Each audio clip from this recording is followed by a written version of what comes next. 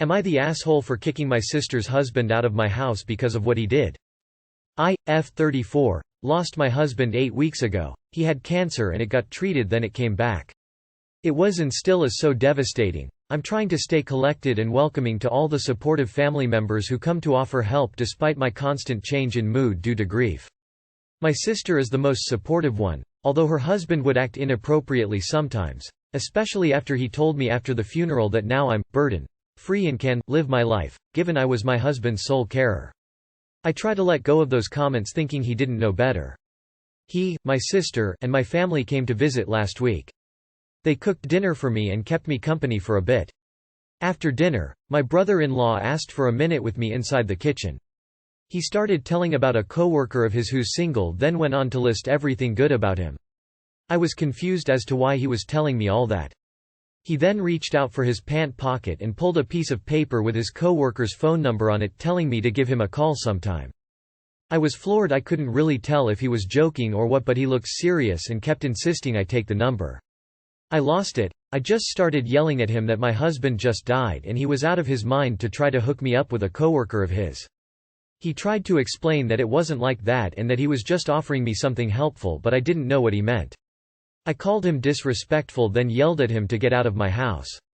My sister and the others ran into the kitchen not knowing what was going on. I told them, then pressured him to leave my house, but my sister asked that I calm down, but I couldn't. He left, then my sister left quietly.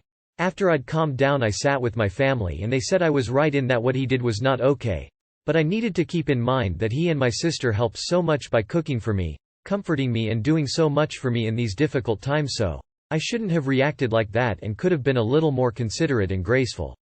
They said kicking him out was too much and I should call him later and talk things out so I won't ruin my relationship with him and possibly my sister. It's been days and I haven't called and my sister hasn't visited or called, which means she is upset with me, and now I'm beginning to think they're most likely hurt because I acted ungrateful after everything they've done for me. Not the asshole. Actions are not balancing each other. It doesn't work like that. It's not as if preparing meals for someone allows you to be inappropriate with them afterwards. Exaggerating here. I prepared a meal for you, and I think you are so stupid, by the way. Hey, don't insult me. Well, I cooked for you, remember? Not the asshole. He was way out of line and needed to be told to back off. How cold and rude. You are grieving for your husband and you may never want to date again. It's only been 8 weeks. I'm so sorry for your loss. I'm sending you my sincerest condolences. You don't owe anyone an apology. What he did was outright callous. Not the asshole. I can't tell if your brother-in-law is an actual jerk or just astoundingly lacking in empathy and social judgment. But either way, his actions were wildly insensitive and inappropriate, and your actions completely understandable.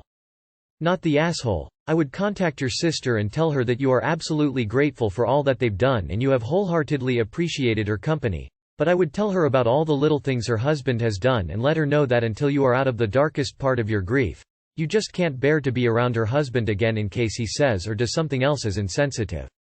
Then leave it in her court. You say they cooked dinner, like that's impressive. Your husband just died. My God. Not the asshole. Not the asshole. I suspect that your brother-in-law and possibly your sister too have spent the past few years thinking that it was such a shame that you were having to deal with a seriously ill spouse and wished you were free of the situation. I suspect they saw your husband as a burden on them and you. So much so, that they saw his death as the end of a tragedy, rather than the start of one. So much so, that your brother-in-law assumed that you must have felt the same way. Sorry for your loss and for the added stress of this situation. I hope your sister's silence means she's too embarrassed and humiliated by her husband's grotesque behavior to face you. It should. Not the asshole. And the line to anyone who has an opinion is, he grossly insulted my grief and my husband's memory. I'll be happy to listen to his apology when he's ready to offer it. I'm sorry for your loss. Not the asshole at all. Your brother-in-law displayed a shocking lack of empathy. That was a deeply tone-deaf and inappropriate thing to do. Am I the asshole for telling my husband's female friend? He might be your best friend but you're not his. Long story short, my husband has one of those female friends, I'll call her Sarah. Her and I get along fine, but every once in a while she'll make a comment or sit a little too close or touch him a lot, or compete with me on how close the air, or how well she knows him. She's one in a big group of about 11 friends. I've talked to my husband about her several times, but it's so many added up micro actions that it's hard to tell her off for one singular thing, without looking crazy. Well, this past weekend, the group of friends got together for the first time since we're now all boosted. My husband and I eloped a few weeks ago, and this was the first time most were seeing us since. Sarah came right up and got in our face as the group was congratulating us to tell my husband how disappointed she was in him for not telling her about our ceremony, not inviting her, not even sending her a photo. He told her nobody except our parents knew, nobody was invited, and we don't have our professional photos back. This girl started sobbing. How could he do this to her? That she wanted him to be her man of honor when she gets married, she's single, and he didn't even invite her to his, and their friendship now needed some serious TLC to recover. This is in front of a whole group. I couldn't take it anymore and said, he might be your best friend, but you're not his, and this was between me and him, you were not even a consideration. There were so frosty oohs from the crowd, and she left the house. The crowd is split. They were all my husband's friends before I came into the picture, and some think it was uncalled for and that I should have just let my husband handle it. I was mad in the moment, but now I don't know. Too far? Too long did not read. I told my husband's female friend she wasn't his best friend and embarrassed her in front of all her friends. Am I the asshole? Not the asshole. She stepped over the line with her sobbing and demands publicly, and she needs TLC? She's got a whole relationship in her head that may or may not exist, and your husband needs to draw that line in the sand. Not the asshole. But I'm curious as to why your husband hasn't distanced himself from someone who doesn't respect your relationship. Not the asshole. She was trying to make your marriage about her and her feelings. Not the asshole. And I wish you could see how hard my eyes rolled reading this post. Talk about no boundaries. She's so transparently into your husband it's almost painful. While you definitely could have let him handle her, you weren't out of line in the least. This girl needs to know where she stands, and that's well behind you. Nicely done. Personally, I think everyone sucks here. You. Sometimes people snap, and like I said, I don't blame you for that, but it really could have been done in a more polite way and in a more private way. Her. She should have understood the initial statement of, nobody except our parents knew, nobody was invited. Once knowing that no one was invited, she should have let it go and move on. Husband. He ought to put a stop to some of her actions and reactions, since she would most likely respond better to him rather than you if he is letting it go while knowing you're not fond of how she touches him and talks to him. Then he is also an awe. Sorry to say, but I really do think that everyone is the asshole in this situation, some more than others. Info. What was your husband's reaction to what you said? Not the asshole. Your husband is absolutely the asshole for allowing that situation to even happen, and, Sarah, needs to hit a wall or two. If your husband is incapable of establishing boundaries, he'll be forcing you to do it. This is no longer just about your husband and a buddy. You're his wife, and that ring makes that your territory too. He needs to man up and make some big boy decisions about the groupies. Way not the asshole. My best friend is a guy, 38 male, and I, 37 female, would never behave like that. We are super close, but even when he's single, I still don't act like that. She's got some major insecurities, or she is secretly in love with him. Edit to add. You need to set boundaries since your husband doesn't seem to be setting them. Am I the asshole for not hiring a nanny for my granddaughter when my daughter is off from school? My daughter, 17F, has a 1-year-old daughter. The father is not around. We sued for child support and won, but he has never paid a dime. It was very important to not only my daughter but myself and her mother that she finish high school, then go to college. Therefore, we made a deal. We will cover childcare expenses and everything related to the child, diapers, clothes, insurance, etc., until she graduates from college. In exchange, our daughter will focus on school and care for her daughter when she is home. Due to panorama concerns, my wife and I decided that a nanny would be better versus putting her in daycare exposed to other kids. The nanny is a very sweet woman, who in the past has offered to watch our granddaughter extra hours. We always tell her that won't be necessary. My daughter usually leaves for school right before the nanny arrives, so I stay with my granddaughter for 10 minutes. Today when the nanny came, we were talking about potential bad weather that might close the roads for tomorrow. As she doesn't work Fridays, my wife is home and watches the baby. I said I'd pay her for the week now, including a full day for Thursday. She said we could just pay her on Saturday. I was confused and she said my daughter had asked her to work. I told her my daughter did not hire her. She doesn't choose the hours. We do. 2. Unless our daughter needs to study or something, we won't be needing her. I waited until my daughter came home to talk to her about it. She said that her friends were going to a party. She feels overwhelmed from school and caring for a baby. I told her I understood, but this was our deal. She started to cry and said that all her life is school and baby. I hugged her, told her that this was the bed she made and she was lucky to have the arrangement she does. If she wants to earn her own money, she can get a part-time job and pay for childcare in her free time. That just made her more upset. My wife agrees with me, but our daughter is very upset and thinks we should cave just this once. Am I the asshole? Edit. As it keeps coming up. My daughter was offered 3 choices upon getting pregnant. Abortion, adoption, or keeping the baby with the arrangement seen here. She refused to consider anything but keeping the baby. We have also offered recently to help her find a baby for this family. Not the asshole. This may be unpopular, but I agree with you and your wife. What clinched this was that she went behind your back on this. She might have asked you about having a night off to have fun. That's a reasonable request. But she didn't. She tried to sneak one by you. 17 and the mother of a 1-year-old, she still has a lot of growing up to do. Adults talk and tell each other what's going on. She's a child raising a child. Talk to her. Work out something so she gets to be teenager at least once or twice a month. These are not easy times we're in. Nah. You're being very kind, supportive, and reasonable here. She's lucky to have such an arrangement. But she's also still a teenager, who yes, has to suffer the consequences, for lack of a better term. I am sure the child is much loved. But will need fun on occasion, or her child will suffer too. She's still a kid herself, despite the very grown moment of having a baby. Maybe if she has one night a month or something and scheduled ahead, you could come to an agreement. Not the asshole. She's lucky her life is school and baby, and not job and baby, or welfare and baby. That being said, if she had come to you first and asked you or her mother to babysit, then maybe you would have done so as a one-off. Pretty common for the grandparents to do that on occasion, even for a teen mom who has made her bed to lie in.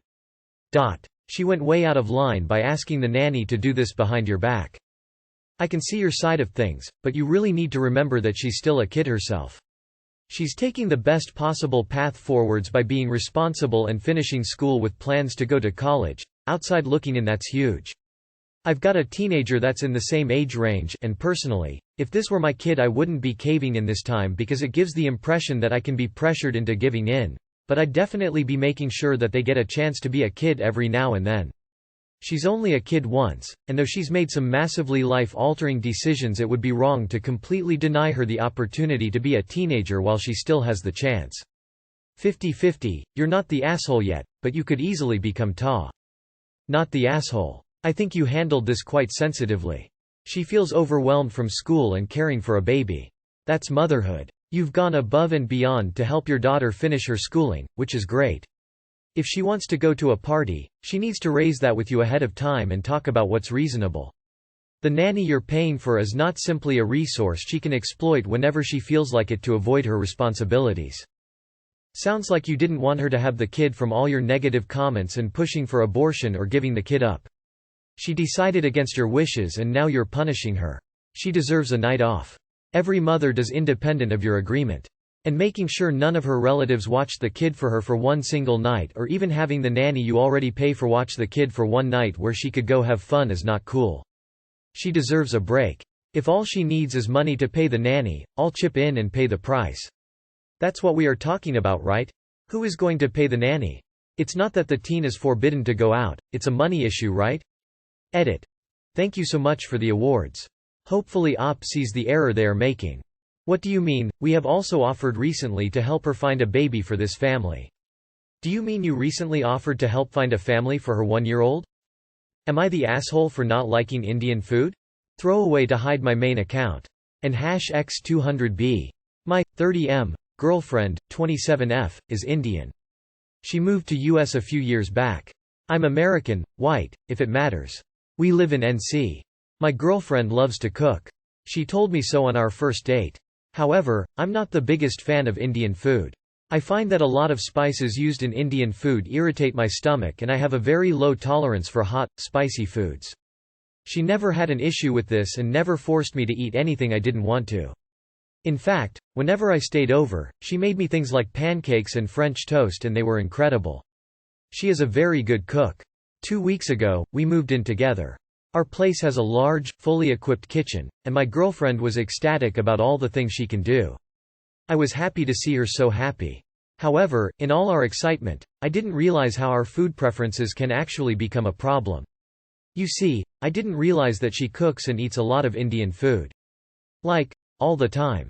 For the past year, whenever we've spent time at each other's apartments, she's always made me things like ramen, pasta, lasagna, tacos, soups, grilled cheese, etc. I figured that that's what she normally ate. I have a few Indian American friends and they've told me they don't exclusively eat Indian food at home, so I thought it was the same thing with her. Yesterday, she was super excited to show me something and dragged me to the kitchen. There, she unveiled a whole drawer of spices. We're talking 20–30 different types of whole, crushed, powdered spices, neatly stored in glass bottles and labeled. I asked why she needed so many spices, and she replied, "To cook Indian food, silly." I told her that I didn't like Indian food, and she told me not to worry, she wouldn't force me to eat anything. That it's just for her meals, and that she'd made separate meals for me. I asked her if she could simply not cook Indian food at all in our house, because the smell is so pungent, and if she'd cook regular food instead. She told me that Indian food is regular food for her, and I'm going to have to get used to it. I insisted, and she said that she'll only consider giving up cooking Indian food if I give up cooking meat at home. She's vegetarian, because she doesn't like the smell of meat being cooked. I told her that it was an unfair ask because she never objected when I cooked with meat at my apartment. She told me that she's only demanding that I give it up because I'm doing the same thing to her. I got quite mad and told her she was being extremely unreasonable as I need meat. I work out a lot and I need the protein. But she doesn't need to eat Indian food all the time and can order takeout if she craves it. She told me that restaurants are not very good where we live, and that it's unhealthy to eat takeout every day. We ended up arguing for a while, and now we're not talking to each other. Am I the asshole for insisting that she doesn't cook with spices? You are the asshole for using the words, regular food, alone. India is a huge country with a lot of cuisines. Even if your girlfriend only cooks food from one region, there are dozens of dishes she could make. Not all Indian food is hot or spicy. If you don't like any spices, including savory ones, and only like bland food, so you're asking her not to use any spices in her cooking, then yeah, that's totally unreasonable. This is the food she grew up with. Of course she would eat it frequently. And her giving up her familiar food in exchange for you giving up meat? That was an extremely generous offer, much more unfair to her than to you. I don't think you two can live together if you really don't want her to cook her food.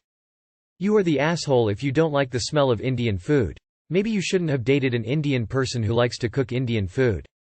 You are the asshole aunt. This is why you live together before you get married. So you can find out if you are compatible before you are legally bound. And, sadly, you are not compatible. You don't even like the smell of Indian food? Well, fine. You can live with somebody that doesn't consider Indian food to be normal. Your girlfriend is bending over backwards trying to cater to your tastes and you aren't even trying. I hope she moves her lovely drawer of spices and everything else into a place where she can be herself. And find somebody that can appreciate her. You've got to be kidding me? She cooks 2 different meals because you don't like what she likes, and even cooks with meat for you even though she's vegetarian, and you want her to stop cooking her own fucking food now because you don't like the smell of it? At the same time you insist to keep cooking meat because you need it? You are the asshole, but you're also a troll, because there's no way someone is such an asshole without realizing it. You are the asshole, but surely you knew that. I'm honestly only here because I know people are gonna be really mean to you for this one. She's asking you to cut out meat, you're asking her to cut off an entire part of her culture. She's being more reasonable than you are. You are the asshole. You are the asshole. The smell of Indian food doesn't irritate IBS, no one is making you eat anything. Also mega asshole move implying Indian food isn't regular food. There's nearly 2 billion people on the subcontinent, my man. Pretty sure it's as regular as the French toast and hot dogs you insist on eating.